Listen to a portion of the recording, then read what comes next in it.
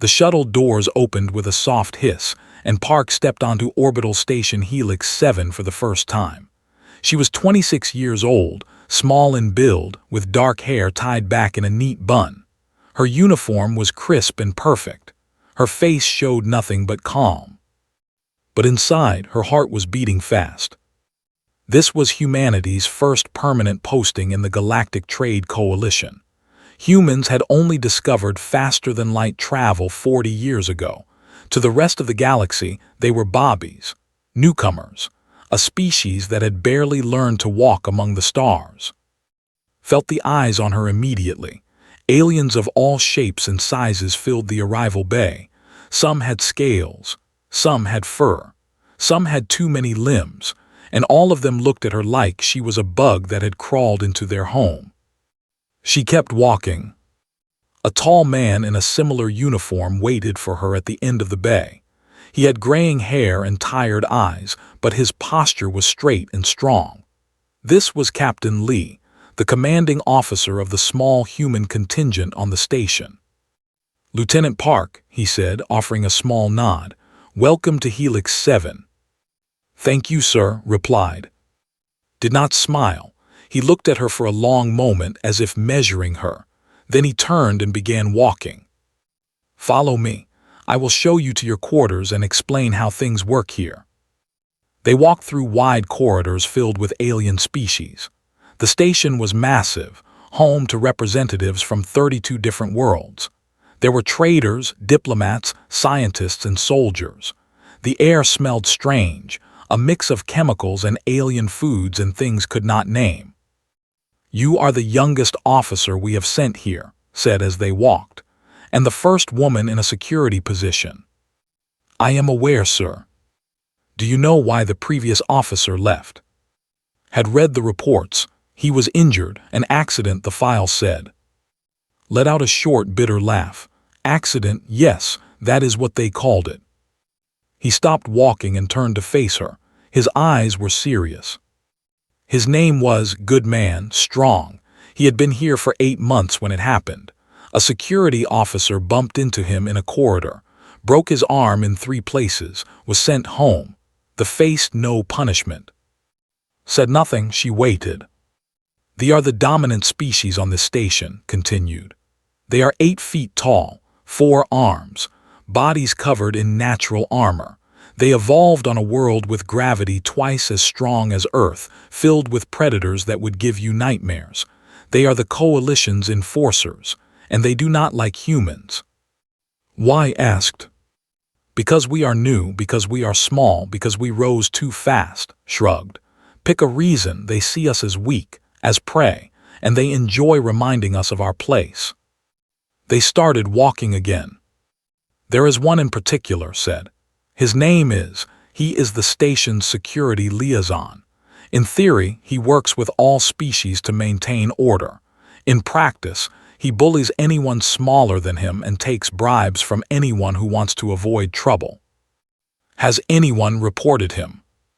17 times in 6 years, all complaints dismissed, to protect their own."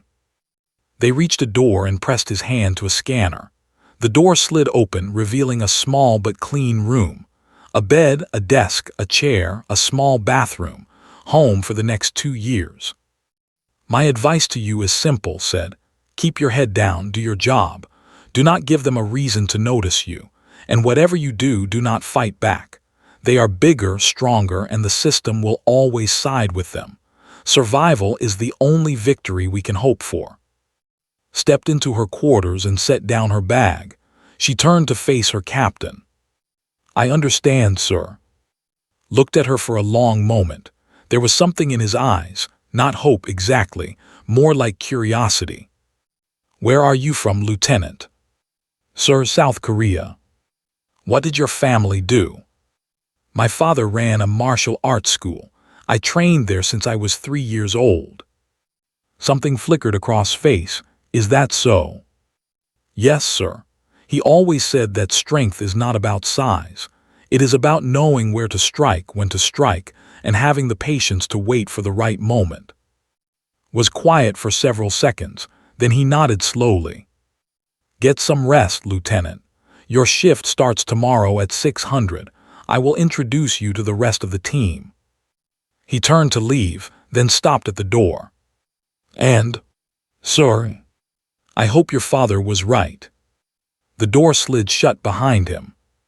Stood alone in her small room on a station full of aliens who hated her kind. She was far from home, far from everything she knew. The reports had made it clear what waited for her. Insults, threats, violence that would be called accidents. She walked to the small window and looked out at the stars. Then she began to stretch. Her body moved through familiar patterns, forms she had practiced 10,000 times. Her father's voice echoed in her memory, guiding each movement. "Be patient, be watchful, be ready." The galaxy thought humans were weak, soft, easy targets. Smiled to herself as she moved through the darkness of her room. They had no idea what they were dealing with. Met on her third day. She was walking through the main corridor toward the security office when she felt the floor shake. Heavy footsteps, getting closer. Other aliens were moving to the sides of the hallway, pressing themselves against the walls. Then she saw him. Was massive, over 8 feet tall, with 4 thick arms and an exoskeleton that looked like dark brown armor. His eyes were small and cruel, set deep in a head that seemed too large for even his enormous body. When he walked, his footsteps echoed like drums. He spotted immediately. The hallway was wide enough for 5 people to walk side by side, but walked straight toward her.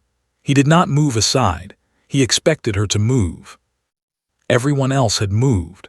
Every other species stepped out of his way without question. Kept walking.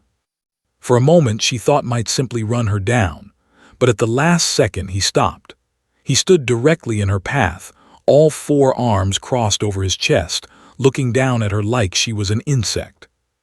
"Another human," he said. His voice was deep and rough, and his translator box turned his words into flat, mocking sounds. "Another weak little mammal." Looked up at him, her face showed nothing. "Excuse me," she said calmly. "I need to pass." Laughed. It was an ugly sound, like rocks grinding together.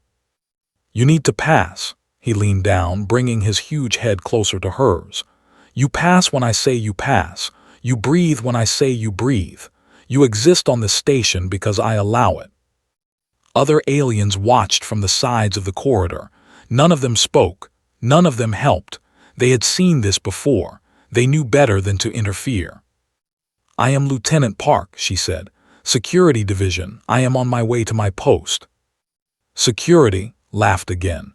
"What does a tiny creature like you know about security? You cannot even protect yourself." He reached out with one of his lower arms and flicked her shoulder. It was not a hard hit, but it still made her stumble back a step. A warning. A taste of what he could do if he wanted. "Run along, little insect," said, "and remember your place." He stepped aside, just barely, forcing to squeeze past him. As she did, he made a sound that might have been a chuckle. Did not look back. She walked to her post, reported for duty, and said nothing about what had happened. But she remembered. Over the following weeks made his favorite target. He seemed to find her everywhere, in the corridors, in the commissary, in the recreation areas. Wherever she went, he appeared. He would block doorways, making her wait. He would bump into her, hard enough to send her stumbling. He would knock things from her hands and watch her pick them up. He made comments about human females that were ugly and cruel. His translator box delivered every insult in that same flat, mocking tone. The other aliens watched but never helped. Some looked away in embarrassment. Others seemed to enjoy the show. A few gave looks of pity, but no one spoke up. This was how things worked on Helix 7. The strong did what they wanted. The weak endured. Endured. She filed reports through the proper channels. She documented every incident with dates, times, and witnesses. She followed every rule and regulation, and nothing happened. Her reports disappeared into the system and never came back. called her into his office after the first week. "I have seen your reports," he said. His face was tired. "I told you to keep your head down." "I am following procedure, sir." "Procedure does not work here, not for us, not against them." "Then what does work?" Had no answer. He just looked at her with those tired eyes and shook his head. "Survive," he said. "That is all we can do. Survive until your posting ends, then go home. That is the only victory." Nodded and left his office. That night, alone in her quarters, she trained. She moved through forms in the darkness, strikes, blocks, kicks. Her body flowed from one position to the next like water. She had been doing this since she was 3 years old. Her father had taught her that fighting was not about size or strength. It was about knowing your enemy, finding their weakness, waiting for the right moment. She had studied this since arriving on the station. She had read everything she could find about their biology. She knew their bodies were covered in armor, but that armor had gaps, soft spots, nerve clusters that, if struck correctly, could cause tremendous pain. She practiced targeting those spots in her mind, over and over, building the patterns into her muscle memory. Thought she was weak. He thought she was afraid. He thought she was just another victim waiting to be broken. He had no idea that every insult, every shove, every humiliation was being recorded, not just in her reports but in her mind.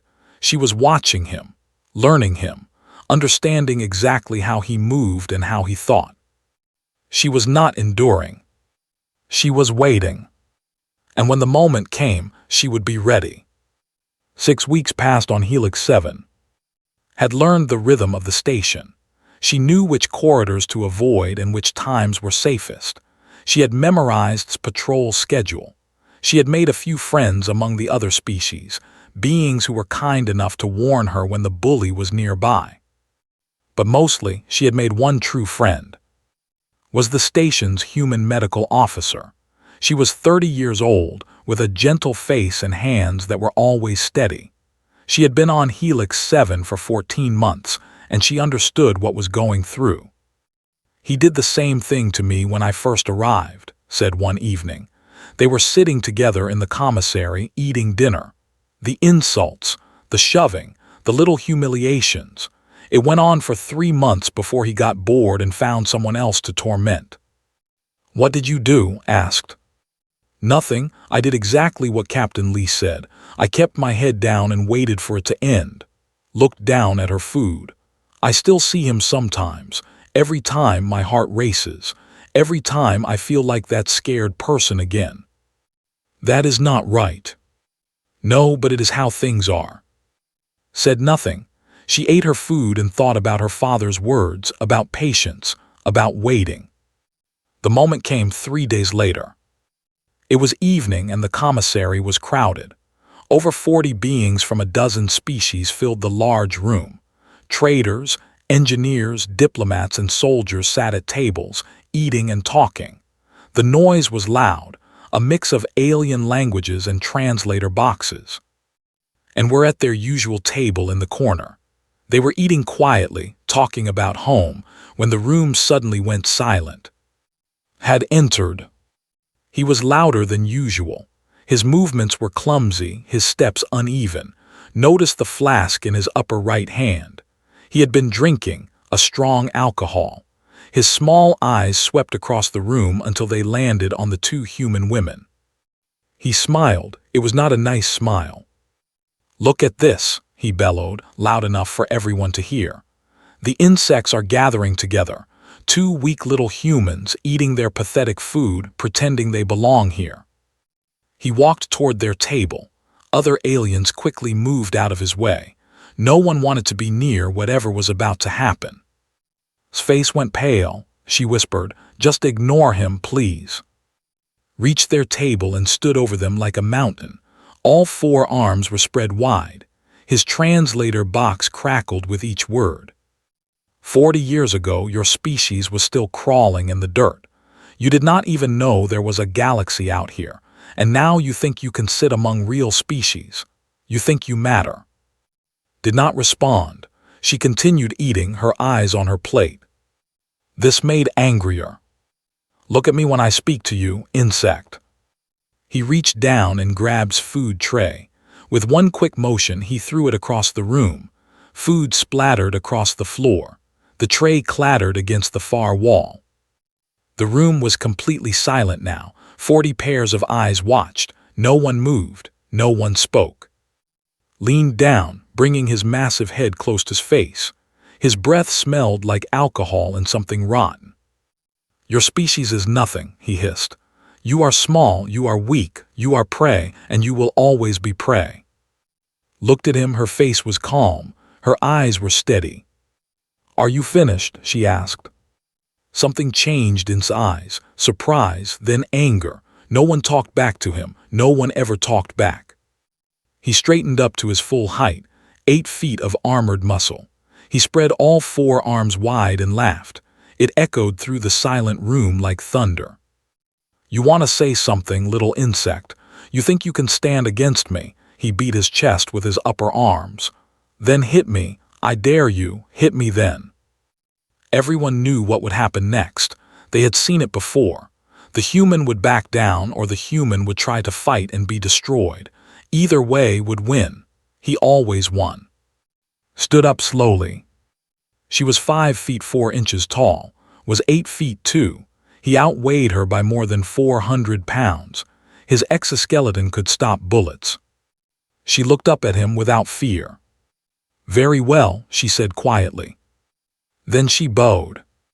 It was a small bow, respectful, the kind her father had taught her to give before a match. None of the aliens understood what it meant. None of them knew that in her culture this bow was both greeting and warning. Laughed again. The insect bows, see how they submit. This is what humans are, cowards who. He never finished the sentence. Because was already moving. What happened next took less than 2 seconds. But to the 40 beings watching in that commissary, it seemed to last forever. Every moment burned itself into their memories. For the rest of their lives, they would remember exactly what they saw. Moved like water. Her first step carried her inside's reach. Most fighters would have stayed back, tried to keep distance from such a massive opponent, but knew that distance was friend. He had 4 arms. He had reach. He had strength. If she stayed away from him, he would crush her. So she got close. Her first strike hit the nerve cluster beneath his 3rd arm. This was a spot she had studied for weeks. The exoskeleton was thick and strong, but it had gaps where the arms joined the body. Soft tissue, sensitive nerves, places where even their armor could not protect them. Her knuckles drove into that soft spot with perfect precision. 22 years of training focused into a single point of impact. His eyes went wide. Pain shot through his body like lightning. His 3rd arm went numb and dropped to his side. Before he could react, was already moving to her 2nd target. She dropped low, spinning on her back foot. Her leg swept out and struck the joint where his primary leg met his body. Another weak point. Another gap in the armor. The impact was not hard enough to break anything, but it did not need to be. It only needed to disrupt his balance. Stumbled, for the first time in his life, his feet were not steady beneath him. And then came the 3rd strike. Rose from her low position, her whole body twisting upward like a spring releasing. She drove her elbow up and forward with every ounce of strength she possessed. Humans were small. Humans were not as strong as or many other species, but humans had evolved as endurance hunters. Their bodies were designed to produce sudden, explosive power. When properly trained, when every muscle worked together in perfect coordination, a human strike could generate tremendous force. His elbow connected with the soft tissue beneath his mandibles.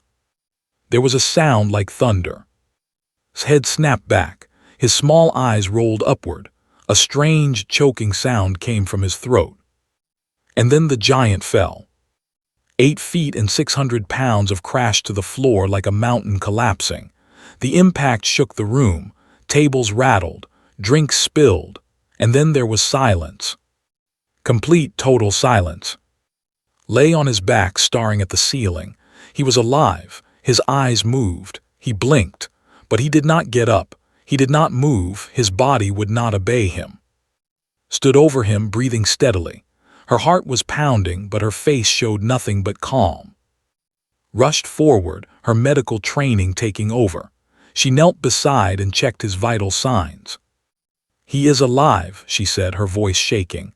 "But something is wrong. He cannot move. His neural pathways have been disrupted." The other aliens stared. They could not understand what they had seen. The tiny human female, the massive warrior, and now one was standing and one was on the floor. It was impossible, and yet it had happened. Looked down at, his eyes found hers. In them she saw something she had never seen before. Fear, pure animal fear. He finally understood what she was. "Among my people," said, her voice clear and steady, "we have a saying, the nail that sticks up gets hammered down." She straightened her uniform.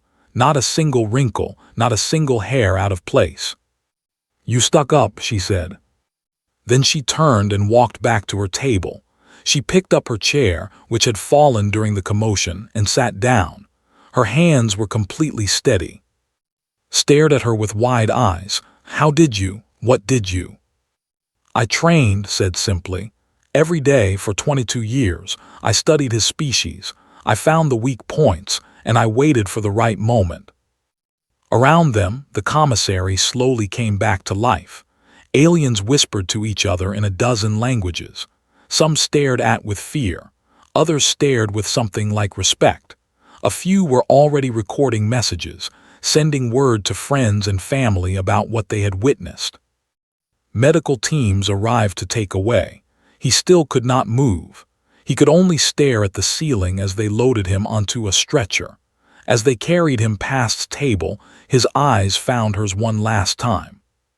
She gave him a small nod, polite, respectful. The bow of a warrior who has one. The story would spread. By tomorrow, everyone on the station would know. By next week, the story would reach other stations. By next month, the entire coalition would hear about the human female who put on the ground with 3 strikes. But did not think about any of that. She simply picked up his water glass and took a sip. "Would you like to get more food?" she asked. "I am still hungry." Stared at her for a long moment. Then slowly she began to laugh. "Yes," she said. "Yes, I think I would." And together, the 2 humans walked to the food counter, while 40 aliens watched in stunned silence. The next morning, chaos arrived. A warship dropped out of hyperspace and demanded answers. Within hours, 3 diplomats stood in the coalition tribunal chamber, their voices loud and angry. "This human attacked our officer without reason," the lead diplomat roared. "His name was, and he was even larger than, she must be arrested, she must be punished. This is an act of war against the people." Captain Lee stood on the other side of the chamber, small and calm beside the massive aliens. "I have brought evidence," he said quietly. The tribunal consisted of 5 judges from 5 different species. They watched as activated the holographic display. Security recordings filled the air above the chamber floor. Every eye in the room watched as harassed for weeks. They saw him block doorways. They saw him push her. They saw him knock things from her hands. They heard every insult, every threat, every cruel word. And then they watched the commissary incident from start to finish. They saw Throw's food. They heard him say, "Hit me then." They watched the bow and the 3 strikes and the fall. When the recording ended, the chamber was silent. His face twisted with anger. "This proves nothing. Our officer was simply, he was merely." "He was committing assault," interrupted calmly, "repeatedly, for 6 weeks, against a smaller officer who filed 17 official complaints, all of which were ignored." One of the tribunal judges, a thin being with silver skin, leaned forward. "Is this true? Were complaints filed?" Produced more evidence.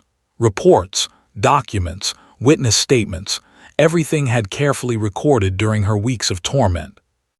My officer followed every rule, said. She tried to resolve this through proper channels. The system failed her, and when directly threatened her and invited physical response, she defended herself. According to Coalition Statute 7, Section 12, any being may use proportional force to respond to a direct threat. Proportional, shouted, she crippled him. She struck him 3 times. He invited the attack. She stopped as soon as he was no longer a threat. His voice remained calm. If your species cannot handle the consequences of their actions, perhaps they should reconsider those actions. The tribunal deliberated for 4 hours. In the end, the vote was unanimous. Park was found not guilty of any wrongdoing. Her actions were ruled as justified self-defense. Furthermore, the tribunal recommended a full investigation into the handling of complaints against personnel. The diplomats left in fury, but there was nothing they could do. The evidence was too clear, the witnesses too many. For the first time in coalition history, an aggressor had faced consequences. Eventually recovered, partially. The nerve damage was permanent. He would walk with a limp for the rest of his life. His third arm never worked properly again. He was transferred to a remote mining outpost at the edge of known space. No one missed him. But the bigger change was slower and more important. Word spread across the galaxy. The story grew with each telling. Some versions said had killed with a single punch. Others claimed she had defeated 10 at once. The truth was impressive enough, but legends need no truth. What mattered was the message. Humans were not weak. They were patient. They watched. They learned. They waited for the right moment, and when pushed too far, they pushed back with a precision that made the strongest warriors think twice. Within 6 months, complaints against human personnel dropped by 80% across all coalition stations. Other species began requesting human security officers by name. Trade delegations asked for human negotiators, knowing that behind those calm faces and polite words were beings who would not be bullied. On Helix 7, everything changed for. Aliens who had ignored her for weeks now nodded to her in corridors. Some asked to sit with her in the commissary. A few asked her to teach them human martial arts. She politely refused most requests, but she appreciated the respect. Captain Lee called her into his office 1 month after the incident. "You know," he said, leaning back in his chair, "I told you to keep your head down." "Yes, sir. I told you survival was the only victory we could hope for." "Yes, sir." Smiled. It was the first time I'd ever seen him smile. "I was wrong," he said. "I had forgotten what we were capable of, what our species achieved not through size or strength, but through patience and precision and refusing to give up." He stood and offered his hand, shook it. "Thank you, Lieutenant, for reminding all of us." That evening, sat in the commissary with and 3 new friends, aliens from species that had never spoken to humans before. They ate and laughed and shared stories. Through the window, the stars burned bright and cold. Somewhere out there, other humans were facing other bullies on other stations. Other worlds were learning that humanity was not to be dismissed. The galaxy was slowly understanding what Earth had always known. Size did not determine strength. Fear did not determine courage. And the smallest nail, if it was hard enough and sharp enough, could hammer down giants. Finished her meal and said good night to her friends. She walked to her quarters, changed into training clothes, and began to move through her forms. The galaxy was watching now. Other species would test humans in new ways. New challenges would come. And when they did, would be ready. She was always ready.